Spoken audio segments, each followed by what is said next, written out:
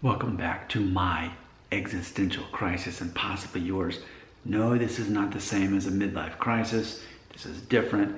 What I thought would be good and interesting and relevant is to check out the lyrics to one of my favorite band's songs and one of my favorite songs of my favorite band, Metallica, Through the Never, from the Black Album. And what's funny is my Jeep here is themed after the Black Album. I had that snake that they have on the album cover. I have it on my back window.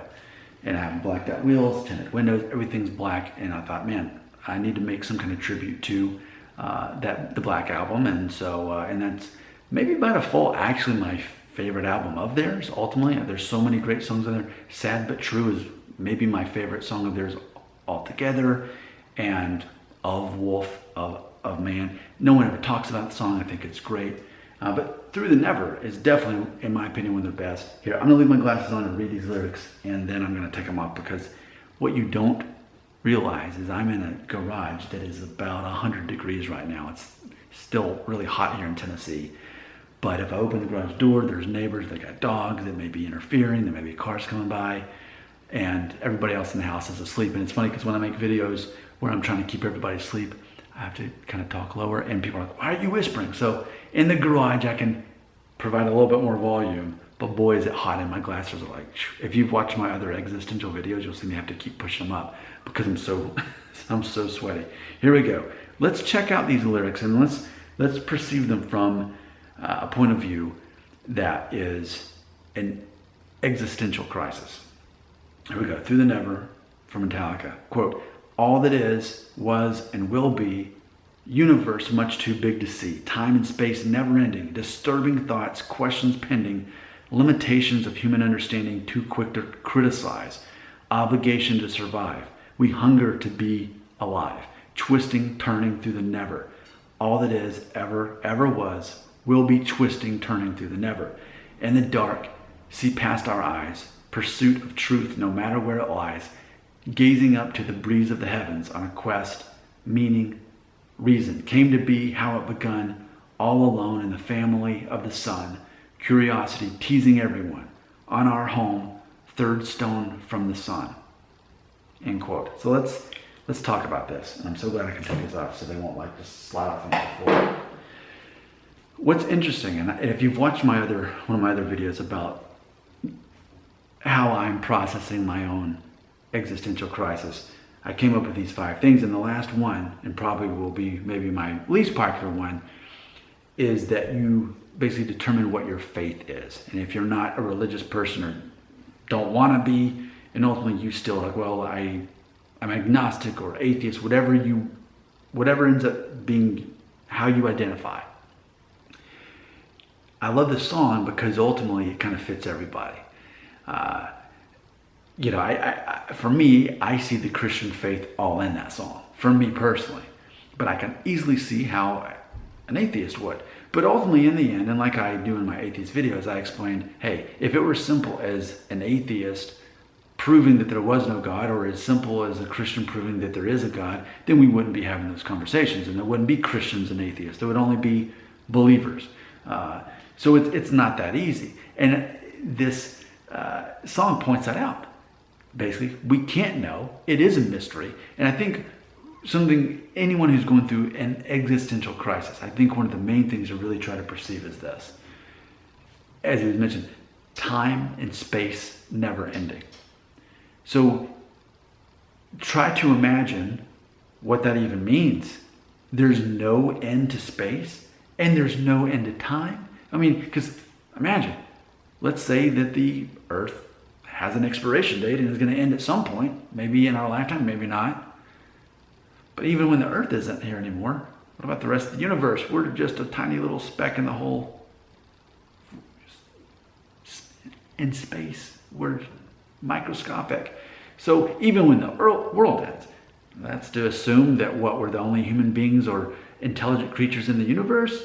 So is that how it all? It's not that simple. It's a matter of there is so much more beyond what we can even comprehend, not just with space, but also with time. And what I think is fascinating is the concept of, so what I'm saying is, it's not like time's going to stop, right? I mean, because even if the Earth even when the earth is destroyed and dies, there's still the rest of the universe. What about it? So time is still existing beyond the existence of earth. And I think a lot of people don't think of that way. Like, time only exists as long as earth does because we're humans. Well, who's to say there's not other intelligent life out there? Maybe, maybe not. Can't prove it either way. But ultimately, time is not exclusive to planet earth. So even when this earth is gone, time still goes on. What's interesting is, in the same way we can't truly comprehend that time would ever end, we can't really comprehend that it doesn't have a beginning either. There's no way time could have a beginning. Even if you are like really big into like Big Bang theory and you believe that's, ultimately how this all happened. But still, what happened before that? And for me as a Christian, well, it's an easy way to explain it. Okay, well, because God has always existed, and he was not born and he was not created. He's always been here because God is not limited by time and space. So I think it's interesting that, let's assume you're not a Christian. Let's assume you're not a person of faith at all. Still, though, as a person going through an existential crisis, you still have to be able to try to comprehend time doesn't actually have an end or a beginning. And ultimately, the only thing that really gives time meaning is the fact that our lives are limited. This is a very existential conversation taking place right here, by the way. Because it really, I think for people going through an existential crisis such as I am, it's a matter of realizing how truly insignificant I am as an individual. Other than the people that in my family and my friends and my social circle, I'm not really that important. And granted, you're watching a YouTube video of mine wherever you are in the world, but ultimately, it's a matter of, with humility, realizing, wow, I am ultimately insignificant, but yet still I have a purpose. And what is that purpose for the rest of my life? I have to figure this out. At the same time, on this back screen of realizing space is never ending, time is never ending, and yet still I exist. And if I exist, surely I serve a purpose. And my version of my existential crisis is all the things that I was supposed to check off in my life, I've checked off by the age of 40. And it's a matter of letting these things play out and hoping that they turn out all right. But ultimately, where I'm at in my life, I'm no longer motivated by fear or anxiety, or I'm not depressed. Money's not something that I'm just chasing after anymore. This is the first time I've been this stable financially, where money just gets thrown at retirement at this point, and savings and investing. And it's like, so much of my life, it was like, oh, I got to get out of debt. I got to be able to afford to live in a better neighborhood where my kids can go to a good school. And like, okay, I've done all these. Well, I got to get my Jeep. Okay, I paid cash for it. I got it. So it's a matter of, for me, like money, yes, it still matters, but I'm not motivated by it the same way. And so I think for me, it creates a lot of space to realize all the tasks I was supposed to do and all the things I was supposed to do about money to get ahead and be where, at least where I can feel comfortable, I'm there now.